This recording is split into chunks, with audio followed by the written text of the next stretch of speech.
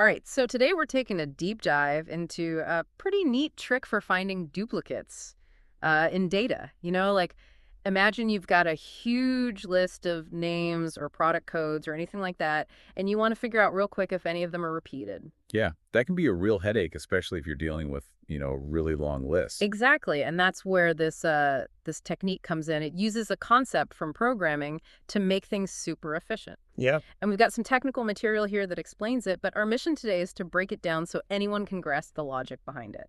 Sounds good. Ready to unpack it. So the whole thing revolves around this thing called a hash set.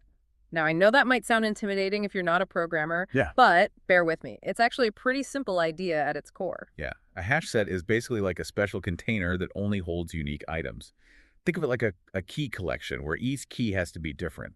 If you try to add a key that's already there, well, it just won't fit. Right. It's like that exclusive club with a strict no duplicates policy. Exactly. So let's say you've got that giant list of email signups you mentioned. Now, the algorithm takes each name from the list and tries to add it to this hash set. So if the name is unique, it gets added no problem. But if the hash set already contains that name, Then boom, yeah. you found a duplicate. And to keep track of whether we've encountered any duplicates at all, we use this thing called a flag. It's just a simple way to remember if we've spotted any repeats.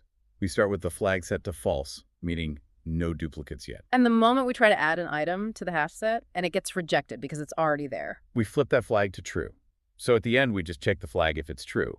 We know there were duplicates in the original list. Makes sense. Now let's try this out with a real example. In our notes, we've got an array of programming languages: Java C, Java Python, Python, and C Sharp. Perfect example. So we start with an empty hash set and try to add Java. It gets added because it's the first occurrence. Then we add C. No problem there either. But then comes Java again. Now, since Java is already in the hash set, It gets rejected, and we flip our flag to true, signaling that we found a duplicate. next up Python. It gets added successfully, but then we hit Python again, and just like before. Duplicate detected flag stays true.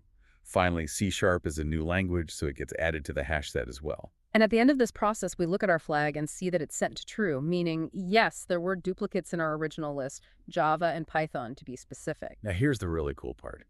This whole process of finding duplicates using a hash set is incredibly fast. And that's because checking if an item is already in the hash set is super quick on average. Our notes mention this fancy term O of n time complexity. Yeah, that essentially means that the time it takes to check for duplicates grows proportionally to the size of your list. If your list doubles in size, it'll take roughly twice as long to check, no more than that. So it scales really well even for massive data sets. And same goes for the space complexity, which is also O of n in the worst case. This just means that the amount of memory our hash set uses is directly related to the number of unique items in the original list. So it's not going to gobble up a ton of memory even if you're working with a huge amount of data. Exactly. It's all about efficiency. So I think what makes this method so clever is that it uses a tool designed for uniqueness to detect duplicates. Yeah, it's kind of like using a lock to find a key.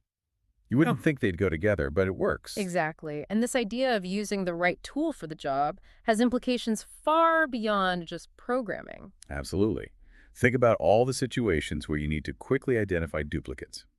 Maybe you're a teacher grading a stack of papers and you want to make sure no one turned in the same assignment twice. Or you're managing inventory for a store and you need to ensure that each product has a unique identifier. The possibilities are endless.